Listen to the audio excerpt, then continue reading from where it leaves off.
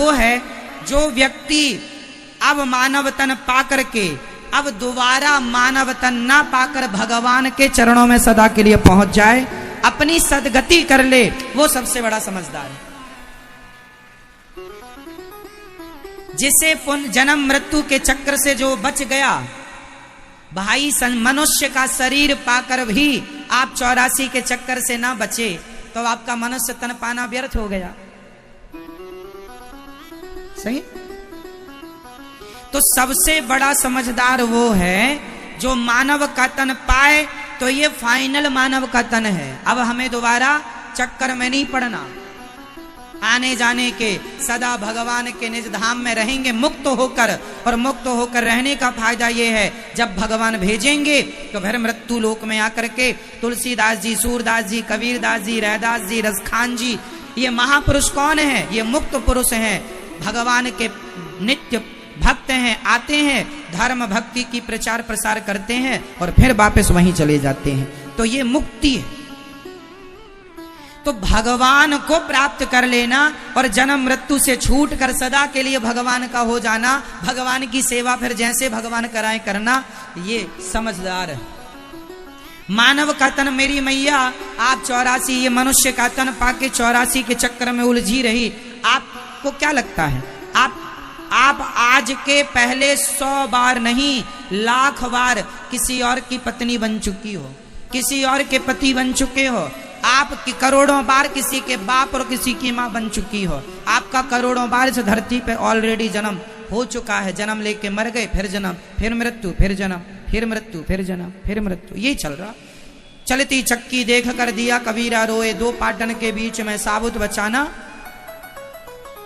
चलती चक्की चलने दे, पिस पिस आटा होए, और कीले माही जो रहे सो बाल न बांका होए। चलती चक्की कितना भी चले, लेकिन उस चक्की में एक कील होती है बीच में, उस एक कील के पास जो दाना पहुंच जाता है वो पिसता नहीं है। जो उस एक परमात्मा के चरणों में चला गया वो जन्म मृत्यु के पिसने के चक्कर से बच जाएगा। तो समझदार वही है जो पिसने से बच गया।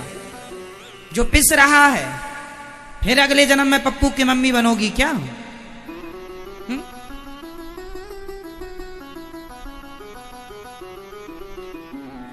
कितनी बार बनोगी और कितनी बार जन्म लोगी, कितनी बार मरोगी या मरोगे?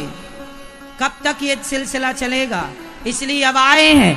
बताओ 10वीं क्लास एक बार पढ़ना अच्छा है कि 10 बार पढ़ना अच्छा है? 12वीं क्लास एक बार पढ़ना अच्छा है कि 12 बार?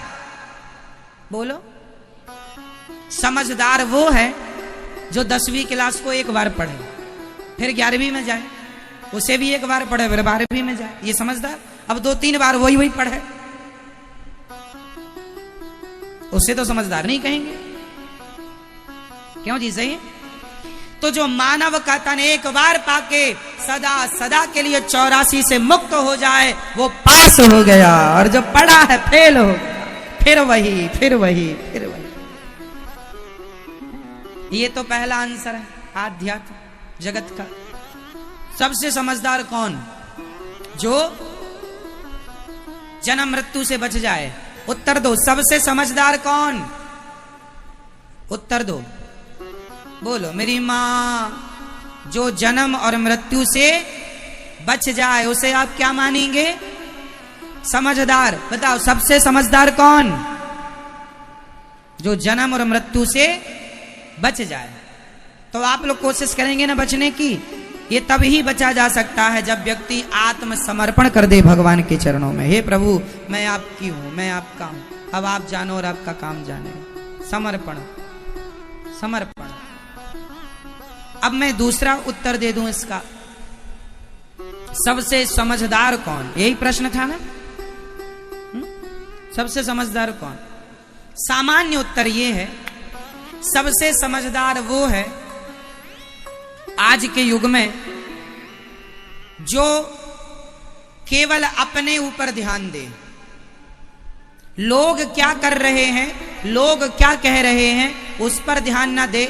मैं क्या कर रहा हूं, मैं क्या कह रहा हूं, सिर्फ इस बात पर ध्यान दे कि मैं क्या कर रहा हूं, मैं क्या कह रहा हूं, इस पर ध्यान दे। वो समझदार है। और जो ये सोचने लगा वो क्या कह रहे हैं, कहने दो, उनका काम है ये मुंह फाड़ना, कहने दो उनको। आप कब तक ध्यान देंगे, कब तक दूसरों को कहेंगे कि तुम ये ना कहो, तुम वो ना कहो। लोगों ने तो माता सीता को नहीं छोड़ा,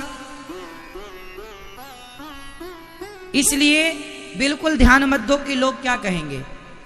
आप पढ़ाई करने जाइए, पढ़िए, आप अपना नाम कमाइए, पैसा कमाइए, उसका सदुपयोग करिए, समाज की सेवा कीजिए, अपने ऊपर फोकस कीजिए। हम कैसे हैं, आप कैसे हैं, आप कैसे हैं, इससे हमें क्या करना। भाई हम आपको समझा सकते हैं, सही रास्ता बता सकते हैं, चलना ना चलना मर्जी आपकी है। समझ रही हो ना मेरी माँ। हम कैसे हैं, हम किस रास्ते पर चल रहे हैं। आज के युग में सबसे बड़ी विडंबना यह है, आदमी अपने को ना देखकर बाकी सबको देखता है। अपने को ना देखकर बाकी, खुद क्या कर रहा है वो ना देखकर बाकी ये देखता वो क्या कर रहे हैं, वो क्या कर रहे हैं, आपको क्या करना, आप क्या कर रहे हैं। बुरा जो देखन में चला, आगे बोलो, आप बताओ। नहीं याद है, याद कर लो मेरे भाई, काम आती हैं चीजें। बुरा जो देखन, आगे आप बोलो। बुरा न मिलिया कोई, आगे। जो दिल खोजा आपना, हमसे बुरा ना। उत्तर दो मेरे प्रश्न का, इस धरती पर सबसे बुरा व्यक्ति कौन है, आप उत्तर दो। इस संसार में, मेरे भारत में 135 करोड़ लोग रहते हैं, 135 करोड़ लोग में सबसे बुरा आदमी कौन है, आप बताओ। हाँ, जो भगवान को ना माने, ये इनका उत्तर है। आप बताओ मैया सबसे बुरा कौन है, मैया बताएंगी। जो बुराई करे लोगों की। अच्छा मैया बताओ मेरी माँ, ये हरियाणा की मैया बताएंगी। भैया बोलो मेरी माँ, कौन सबसे बुरा, इस संसार में सबसे बुरा कौन। चलो आप उत्तर नहीं दे रहे हैं, आइए दास अनिरुद्ध उत्तर देगा। इस संसार में सबसे बुरा कौन, सबसे बुरा हूं मैं, सबसे बुरा हूं, हम स्वयं सबसे बुरे हैं।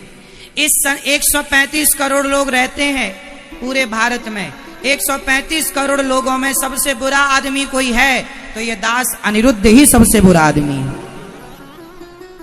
बुरा जो देखन में चला, बुरा न मिलिया कोई, जो दिल खोजा आपना, हमसे बुरा ना कोई। इस धरती पर सबसे अच्छा कौन है ये बताओ,